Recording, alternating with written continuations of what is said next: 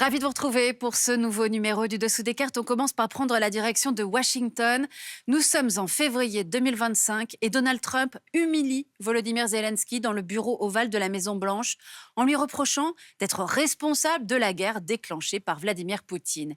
Mais 2 jours plus tard à Londres, le gouvernement britannique organise un sommet d'urgence avec les dirigeants de 11 États membres de l'Union européenne, les dirigeants de Norvège et du Canada, de l'OTAN, du Conseil européen et de la Commission européenne. Objectif, serrer les rangs entre Européens et Occidentaux solidaires de l'Ukraine face à la menace russe. 2 mois plus tard, en mai 2025, encore une initiative britannique, toujours à Londres, a lieu cette fois le premier sommet Union européenne-Royaume-Uni depuis le Brexit. Objectif, un accord de défense et la relance des liens commerciaux.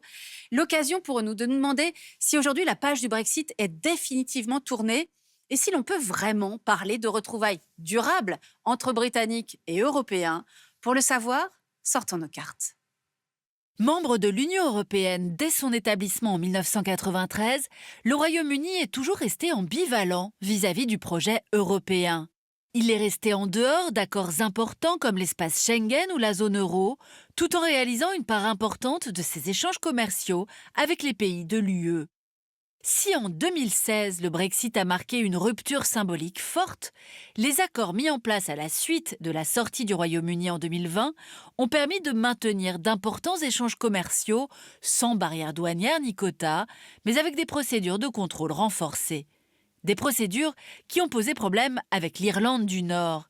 Les échanges entre ce territoire et le reste du Royaume faisaient l'objet d'un contrôle complet, alors que les produits circulant vers ou depuis l'Irlande bénéficiaient des règles propres à l'Union européenne.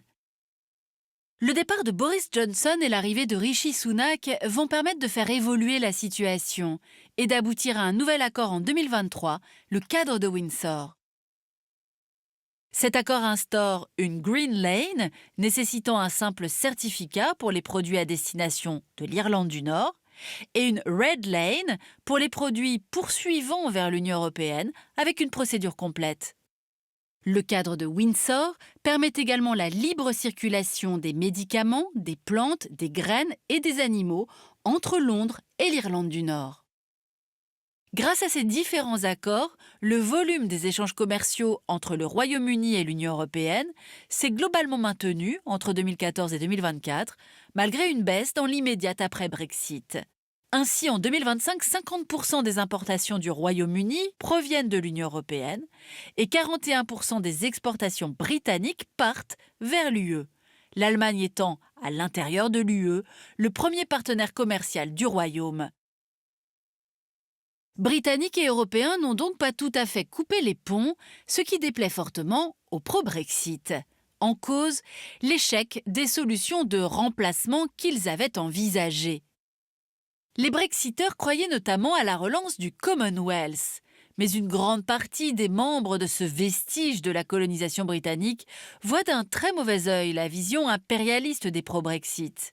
Sur les 56 membres que compte le Commonwealth, seules la Nouvelle-Zélande et l'Australie ont signé de nouveaux accords avec Londres, sans grande incidence commerciale.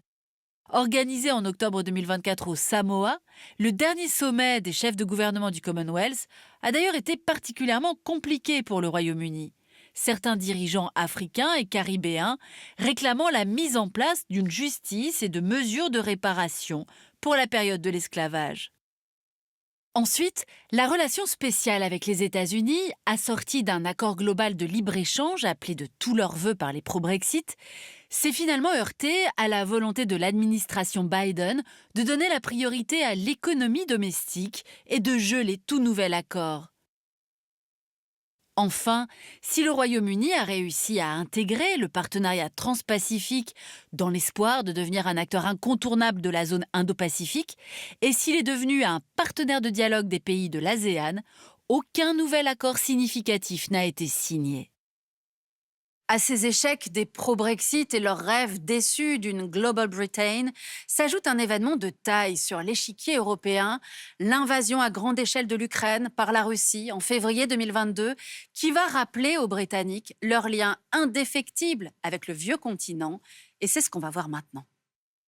Dès le début du conflit, Boris Johnson soutient activement l'Ukraine, livrant le premier des armes létales à l'Ukraine et prenant des sanctions économiques fortes contre Moscou. Il qualifie Poutine de tyran, rend visite le premier à Zelensky et essaie d'entraîner les autres pays dans son sillage. Mais sa virulence et ses positions par ailleurs anti-européennes l'isolent sur la scène internationale.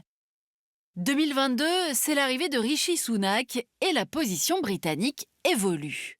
Conscient des limites d'un engagement unilatéral, le Royaume-Uni se tourne vers ses partenaires européens pour mettre en place une stratégie commune. Ce rapprochement va dans un premier temps s'opérer sous la forme de liens bilatéraux avec les principaux leaders européens.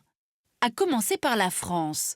Elle siège aux côtés du Royaume-Uni en tant que membre permanent du Conseil de sécurité de l'ONU, elle est membre de l'OTAN et elle possède, comme Londres, l'arme atomique. Rishi Sunak et Emmanuel Macron affichent leur volonté commune de relancer les traités, notamment celui de Lancaster House entre les deux pays, autour de programmes d'armement communs et d'interopérabilité de leur matériel. La visite d'État de Charles III en France en septembre 2023 a célébré en grande pompe cette réconciliation franco-britannique. 2024, c'est l'arrivée du travailliste Keir Starmer. Il permet un autre accord bilatéral, avec l'Allemagne cette fois, l'accord de Trinity House. Parallèlement à ces accords bilatéraux, les Britanniques se sont également rapprochés des institutions européennes et ils ont largement contribué au soutien à l'Ukraine. Entre 2022 et 2025, le Royaume-Uni est le 4e contributeur d'aide à l'Ukraine, derrière les États-Unis, l'Union européenne et l'Allemagne, et loin devant la France. Et Londres a formé plus de 56 000 militaires ukrainiens sur son territoire. En mai 2025, ce rapprochement est concrétisé par un pacte de défense et de sécurité signé entre le gouvernement de Keir Starmer et l'Union européenne, permettant la coordination de missions militaires et civiles, la coopération en matière de cybersécurité et de terrorisme, l'entraînement conjoint de troupes et le soutien mutuel à l'Ukraine. Par ailleurs, dans le cadre de l'OTAN, 1 millier de soldats britanniques sont déployés en Estonie, en Pologne et à Chypre. Et entre janvier et mai 2024, lors des exercices Steadfast Defender, qui ont mobilisé 90 000 hommes et d'importants moyens, plus de 16 000 soldats britanniques, des avions, bateaux et blindés ont été déployés en Norvège, Allemagne, Estonie, Pologne et Roumanie, sous le drapeau de la Allied Reaction Force de l'OTAN. Outre leur engagement militaire, les Britanniques se sont également alignés sur les positions européennes en matière de sanctions économiques contre la Russie. Ces alliances stratégiques renforcées se sont assorties de nouveaux accords commerciaux et culturels qui replacent encore un peu plus le Royaume-Uni dans une logique européenne. Ainsi, un nouvel accord a été signé sur les zones de pêche. Il prolonge de 12 ans l'accès aux eaux britanniques, particulièrement poissonneuses, pour les flottes européennes. Cette question, on s'en souvient, avait été au cœur de tensions fortes entre la France et le Royaume-Uni en 2021, notamment autour des îles de Jersey et de Guernesey. De nouveaux accords ont également été conclus sur le commerce de produits agroalimentaires, sur une taxation du carbone qui réintègre le Royaume-Uni au système européen d'échange de quotas d'émissions, et sur la sécurité aux frontières, renforçant l'échange d'informations et permettant notamment une réduction des contrôles pour les ressortissants britanniques aux frontières européennes. Cet accord prévoit également de faciliter la mobilité internationale et le travail des jeunes britanniques et européens. Le retour à terme du Royaume-Uni dans le programme d'échange d'étudiants Erasmus+, est également annoncé. Les retrouvailles entre Britanniques et Européens sont donc bien réelles, et pourtant, ce mouvement pourrait s'avérer fragile, et c'est ce qu'on va voir maintenant.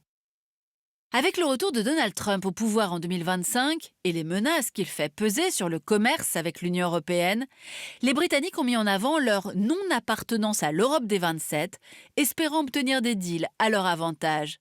Au printemps 2025, Keir Starmer est parvenu à un accord permettant de limiter les droits de douane américains à 10% sur certains produits, contre 25% pour l'Union européenne. Ont été favorisés notamment les constructeurs automobiles haut de gamme comme Jaguar, Land Rover, Lotus ou Aston Martin, très dépendants de leurs exportations vers les États-Unis. Mais la contrepartie acceptée n'est pas négligeable, avec entre autres un engagement pour British Airways à acheter pour 10 milliards de dollars d'avions Boeing et une ouverture renforcée du marché britannique à l'agroalimentaire américain, notamment la viande. Ces accords pourraient fragiliser les rapports entre Britanniques et les membres de l'Union européenne, car non seulement ces derniers sont assujettis à des droits de douane plus importants vers les États-Unis, mais ils risquent de perdre des parts de marché sur le territoire britannique, notamment dans le domaine agroalimentaire. Voilà pour ces retrouvailles bien réelles entre Britanniques et Européens sur fond de menaces russes qui pèsent sur l'Europe, de guerres commerciales déclenchées par Donald Trump et d'intérêts économiques bien compris de part et d'autre de la Manche. Il n'en demeure pas moins que l'opinion publique britannique, elle reste fracturée sur cette question du lien avec le continent européen, ce qu'ont notamment rappelé les grandes manifestations de l'extrême droite en septembre 2025 dans les rues de la capitale britannique, entre insularité revendiquée, attirance pour le Trumpisme états-unien pour certains et sentiment d'appartenance au système de valeurs de l'UE pour d'autres, on l'aura compris, les Britanniques demeurent divisés. C'est avec lui que nous avons préparé cette émission, le chercheur Marc Bailoni, qui publie notamment Le Royaume-Uni dans la collection Documentation photographique. Ainsi s'achève ce nouveau numéro du Dessous des cartes. Rendez-vous bien sûr la semaine prochaine, même endroit, même heure. Et d'ici là, n'oubliez pas arte.tv et nos réseaux sociaux pour retrouver l'ensemble de nos vidéos. Et n'oubliez pas de vous abonner à notre newsletter. À bientôt.